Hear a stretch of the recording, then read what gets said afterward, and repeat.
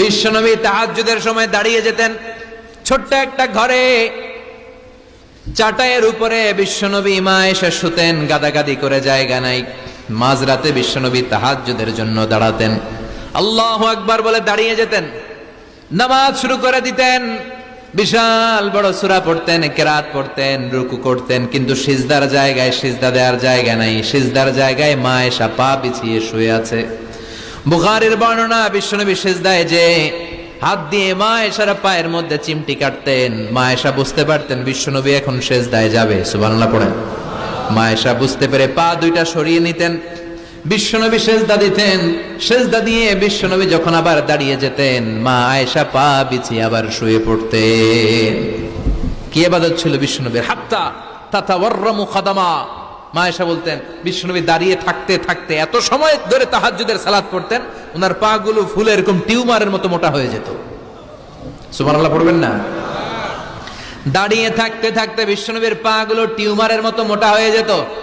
প্রথম রাকাতে বাকারা, আলে ইমরান পড়ে ফেলতেন, সুবহানাল্লাহ পড়েন। বিশ্বনবীর পা যেন ফেটে যাবে, এভাবে হাত বেঁধে দাঁড়িয়ে থাকতে থাকতে বিশ্বনবীর হাতগুলো বাঁকা হয়ে যেত, ব্যথা হয়ে যেত। বিশ্বনবী তখন হাত দুইটা ছেড়ে দিতেন। আবার যখন এনার্জি ফিরে পেতেন, যখন বিশ্বনবীর ভালো লাগতো, আবার হাত বাঁধতেন। পড়েন সুবহানাল্লাহ। তার মানে হাত ছেড়ে দিও নামাজ পড়া যায়, হাত ছেড়ে দিও। মালিকি মাযহাবের কিছু স্কলাররা ওনারা মত নিয়েছে, ওনাদের অনুসারীরা এরসাল করে, আমাদের দেশে কেউ বাদে এইভাবে, কেউ এইভাবে, কেউ এইভাবে। মালিকিরা বাদেই না, কেউ বাদবই না, কি করবি কর, আছে না নাই? আপনি যদি হজ করতে যান মক্কা মদিনায় এই আমলগুলো দেখতে পারবেন। এটা সুন্নাত একটা আমল। হাত ছেড়ে দিলেও যেখানে সালাত হয়ে যায় ওই জায়গায় কই বাঁধবে এই নিয়ে কিলাকিলি আছে না নাই? উপরে না নিচে, আমিন জোরে না আসতে, আছে না নাই? বিশ্বনবী লম্বা সময় দাঁড়িয়ে তাহাজ্জুদ পড়তেন। তাহাজ্জুদ পড়লে আপনার মর্যাদা বাড়ায় দিবে কে? সাইয়েদনা জিবরাইল বললেন, ইন্না শারাফাল মুমিন ফি কিয়ামিল লাইল। বিশ্বনবী বললেন, জিবরাইল এসে আমাকে বলে গিয়েছে মুমিনের মর্যাদা তাহাজ্জুদের নামাজের ভেতর। সুবহানাল্লাহ পড়েন। তাহাজ্জুদের নামাজ পড়লে মর্যাদা বাড়ায় দেয় কে? 2 নাম্বার, কুরবাতুন ইলাল্লাহ। তাহাজ্জুদের নামাজ পড়লে আল্লাহর সাথে নৈকট্য বাড়িয়ে দেয় কে? আল্লাহর সাথে কানেক্টিভিটি আপনার বেড়ে যাবে। আমাদের দুনিয়াতে সব জায়গায় কানেক্টিভিটি আছে। এমপির সাথে হাত আছে, চেয়ারম্যানের সাথে হাত আছে, ওই এসআই এর সাথে হাত আছে, পুলিশের আইজির সাথে হাত আছে, কিন্তু আল্লাহর সাথে হাতটা নাই। কথা কন। আসল জায়গায় কানেকশন লাগানো দরকার। চিল্লায় বলেন ঠিক কি না? মান লাহুল মাওলা ফালাহুল কুল্লু। যে ব্যক্তি আল্লাহর হয়ে যায় গোটা বিশ্ব তার হয়ে যায়। যে সব জায়গায় যে ধর্ণা দেয় আল্লাহর কাছে ধর্ণা দেয় না, তার কোনো মর্যাদা নাই। আর যে ব্যক্তি সব দিক থেকে মুখ ফিরিয়ে আল্লাহর কাছে যায়, গোটা বিশ্বের সবাই তার দিকে তাকিয়ে থাকে। এজন্য সম্পর্কটা লাগাইতে হবে কোন জায়গায়? তার মানে তাহাজ্জুদ পড়লে মর্যাদা বেড়ে যায়, আল্লাহর সাথে সম্পর্ক বেড়ে যায়। বিশ্বনবী বললেন, মানহাতুনা আনিল ইসিম। তাহাজ্জুদের নামাজ পড়লে তাহাজ্জুদের নামাজ আপনারে পাপ কাজ থেকে বাধা দিবে। সুবহানাল্লাহ পড়ে।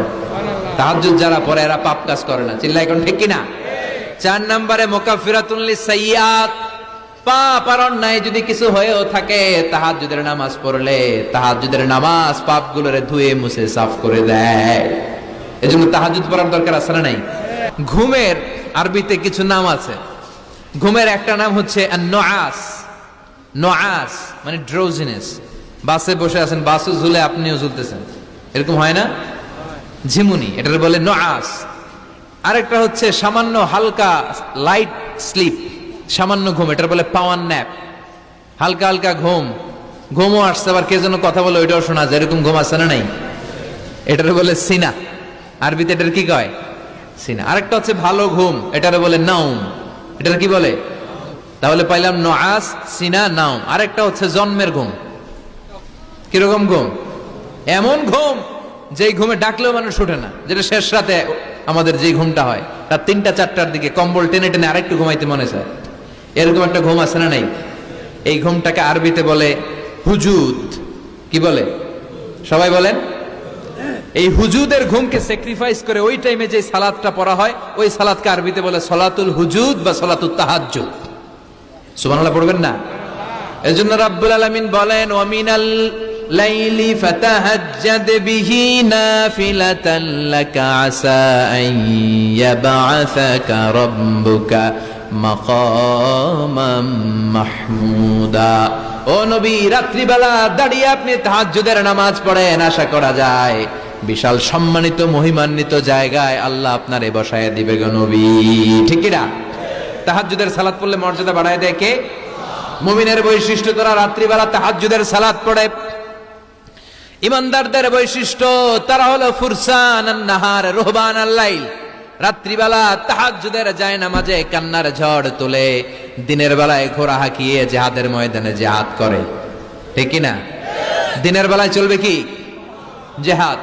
এজন্য বিশ্বনবীর প্রথম প্রশিক্ষণ নিতে বললেন আল্লাহ, কুমিল লাইলা ইল্লা কালিলা। ও নবী, বিশাল মিশন নিয়ে দুনিয়ার বুকে আপনি এসেছেন গো নবী। প্রথম প্রশিক্ষণ যেটা নিবেন, রাত্রিবেলায় দাঁড়িয়ে দাঁড়িয়ে তাহাজ্জুদের প্রশিক্ষণ। বিশ্বনবীর আদেশ করলেন কে? কিসের আদেশ? সবাই কোন? আরো জোরে। ওই মুহূর্তটা তাহাজ্জুদের সময়টা এমন সময়, ইয়ানজিলু রাব্বুনা ইলা সামাইদ দুনিয়া, রব্বুল আলামিন আরশের উপর থেকে দুনিয়ার আকাশে নেমে আসে।